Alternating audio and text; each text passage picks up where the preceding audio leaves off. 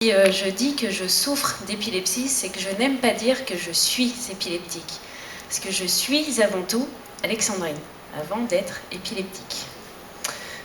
Certes, l'épilepsie, ce mot qui fait peur, a eu énormément de conséquences sur ma vie, ma façon de voir la vie et de profiter de la vie. Elle a forgé mon caractère et surtout ma relation avec les autres depuis toute petite. Maintenant, je l'appelle ma colocataire invisible. Car j'ai appris et j'essaie de vivre avec l'épilepsie et non vivre autour de l'épilepsie. Si je peux me permettre de dire cela aujourd'hui, c'est que j'ai dû faire un long travail d'acceptation pour pouvoir vous en parler ouvertement aujourd'hui. Et je peux dire pourtant qu'elle m'a fait vivre de nombreuses galères. Pendant plusieurs années, de l'adolescence à mes 23 ans, je savais que j'avais quelque chose de différent des autres enfants, mais je ne savais pas quoi. Je n'avais pas d'explication sur cette différence. Je n'avais jamais été diagnostiquée. Pourtant, je renversais mon bol chaque matin, je le cassais, je ne pouvais pas me tartiner du pain avec du Nutella ou du pain avec de la confiture. Prendre ma douche, c'était une catastrophe. J'avais toujours le pommeau de douche dans la tête. Moi, ça n'arrivait que le matin. Donc je vous laisse imaginer ces moments de stress et d'angoisse au moment du petit déjeuner sans comprendre pourquoi. C'était la panique au sein de la famille. Moi en pleurs, entendant vaguement ma mère devant ma prétendue maladresse, en colère devant l'étendue des dégâts. Il y avait du lait partout, du pain, enfin la tartine qui tombe jamais du bon côté, bien évidemment. Et mon père se rendant bien compte que c'était pas normal, essayant d'arrondir les angles comme il pouvait, essayant de comprendre, en vain.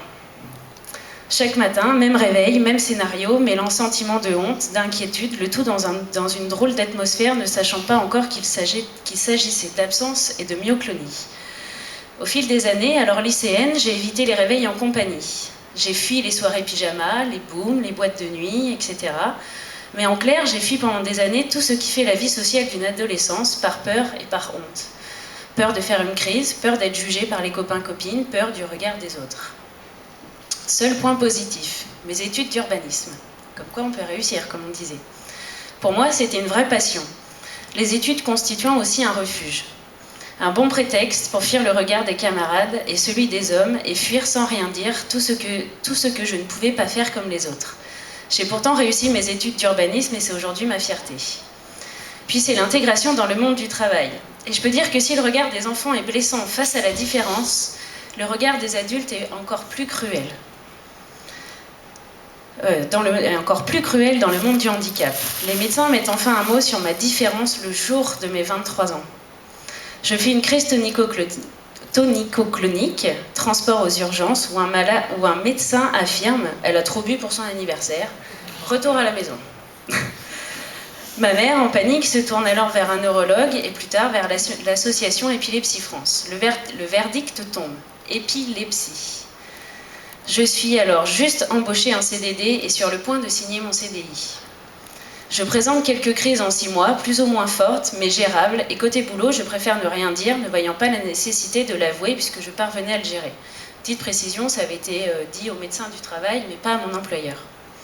Je cache donc à mon employeur pendant presque 1 an que je suis épileptique, mais l'épilepsie s'amplifie et vient alors la reconnaissance du handicap quelques mois après avoir signé mon CDI. À partir de ce moment-là, le comportement des collègues change, leur attitude aussi, les réflexions et les remarques fusent. Avant l'annonce de la maladie et de la reconnaissance du handicap, j'étais quelqu'un de capable. Après l'annonce, je devais tout à coup pour certains de mes collègues quelqu'un de fragile, de moins capable. Je devenais improductive puisqu'handicapée. Pourtant, je m'épanouissais car je travaillais dans ma passion. Mon travail était reconnu, apprécié et j'étais même félicitée. Les insultes redoublent alors.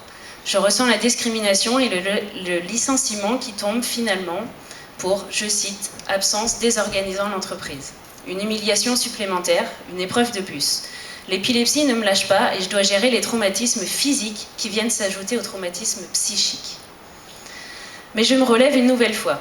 Quelques mois plus tard, un autre travail dans l'urbanisme, une évolution, puis l'épilepsie qui me rattrape encore une nouvelle fois et un autre emploi perdu après 18 mois de bons et loyaux services acharnés.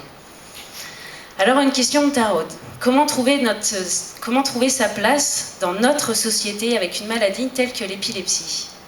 C'est tellement difficile et tellement imprévisible. À côté de ça, il y a aussi la vie personnelle. Pour ma part, c'est également une suite d'échecs, une suite d'abandon face à la difficulté de vivre avec ma colocataire invisible. Toutes ces épreuves de la vie m'endurcissent, je me forge une sacrée bonne carapace pour puiser encore de la force pour trouver un équilibre. Aujourd'hui, je peux dire que j'ai fait de toutes ces épreuves ma force. J'ai créé mon cabinet d'urbanisme, mon plus grand rêve devient réalité et ce rêve-là devient aussi l'adéquation à tous les problèmes liés à l'épilepsie. Créer mon cabinet devient ma revanche sur la maladie, prouver qu'on peut réussir avec l'épilepsie et malgré l'épilepsie. C'est un double combat. Depuis la mise en place de mon projet, le 1er janvier 2012, je n'ai pas refait de crise et je suis beaucoup plus stable, du moins c'est ce que je ressens, alors que paradoxalement, avec le boulot que j'abats et la pression en étant un chef d'entreprise qui est au maximum, je n'ai plus à supporter non plus le regard des collègues face au handicap, les arrivées en retard à cause des crises ou des myoclonies. Je gère mon emploi du temps en fonction de mes capacités cognitives et j'essaie d'écouter aussi mon corps. J'arrive à allier mon travail à mon domicile avec mes déplacements, ma maladie et ma vie privée. Alors à vous tous, là je vous regarde, je participe à un concours de créateurs d'entreprises aussi, avec la CCI, dans le cadre de l'opération 500 000 et moi. Donc si vous voulez me soutenir dans ce combat avec l'épilepsie, malgré l'épilepsie, et en créant mon cabinet d'urbanisme, votez pour moi, Alexandrine et ma société Capurba sur 500 000 et moi. Et puis maintenant, disons, pourvu que ça dure pour moi comme ça. Donc voilà, j'ai voulu vous livrer mon témoignage car ça me tenait à cœur de vous expliquer qu'il ne faut jamais courber les chines et prendre des coups sans rien dire. Ne pas rester isolé, rester vigilant. Ma famille m'a entourée, m'a beaucoup aidée, je les remercie et plus tard, la rencontre avec les membres de l'association Épilepsie France a été une révélation. J'ai intégré les groupes de parole et je me suis rendu compte que je n'étais pas seule. J'ai appris à être combative, je sais que rien n'est gagné, mais rien n'est acquis, mais soyez sûrs d'une chose, chacun doit pouvoir trouver sa place.